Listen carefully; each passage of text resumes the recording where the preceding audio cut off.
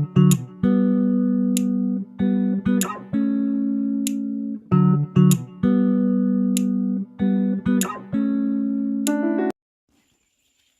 शेतकरी बंधूंनो, आपण पाहताय की अतिशय सुंदर अशी पानमळ्याची बाग या ठिकाणी आपण कुऱ्हे तालुका भुसावळ येथे पाहतोय। आणि येथील जे शेतकरी आहे ज्यांना आता नुकताच राष्ट्रीय पुरस्कार मिळाला, अयोध्या येथे सन्मानित करण्यात आलं ICAR मार्फत, तर ते स्वतः इथे आहेत। कृपया आपला परिचय करून द्या शेतकऱ्यांना। नमस्कार शेतकरी बांधवांनो, माझं नाव रमेश सुरेश बोबडे, राहणार कुऱ्हे बाणाचे येथील रहिवासी आहे। मी पारंपरिक शेती करत असताना एक नवीन आपल्या सुटेबल असणार एक नवीन विकसित वाहन आहे। याचं चांगला कुठलं वाहन आहे, नाव काय?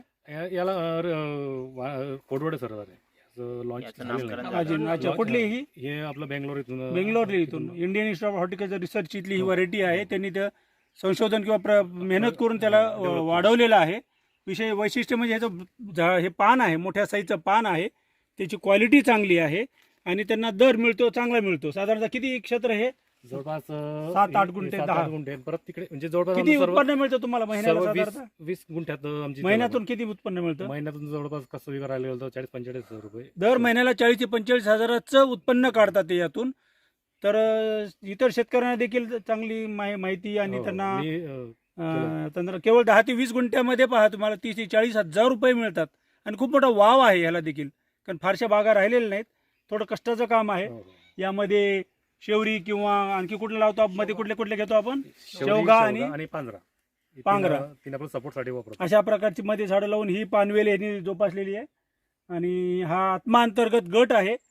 मला वाटतं तुमच्या ह्या मॅडम आत्माच्या आणि ह्या याच्यामध्ये खूप सहकार्य करून तुम्ही मेहनत करून, आपलं नाव सांगा ताई? रोहिणी रमेश बोबडे। आत्मा अंतर्गत आपला गट आहे ना, आपले जाधव आमच्या आत्माचे तंत्रज्ञान व्यवस्थापक आहेत, त्यांच्या सहकार्यानं आणि मदतीनं एक चांगला, आणि यांचे वडील इथं संपूर्ण इथे पानमळ्यामध्ये काम करतात आणि आपल्या कृषी विभागाच्या आत्माच्या सहकार्याने गट स्थापन करून आणखी इतर शेतकरी इथं किती लागवड केली साधारण?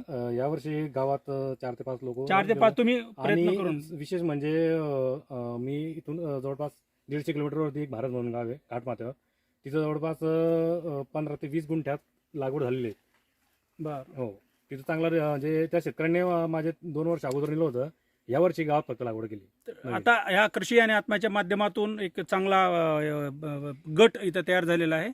तर आपला या गटाला आणि इतर भागातीलही आपण आत्मामार्फत आपण प्रयत्न करून याचं क्षेत्र वाढवण्यासाठी प्रयत्न करणार आहोत। मी रविशंकर चलवदे, प्रकल्प संचालक आत्मा, जळगाव। धन्यवाद।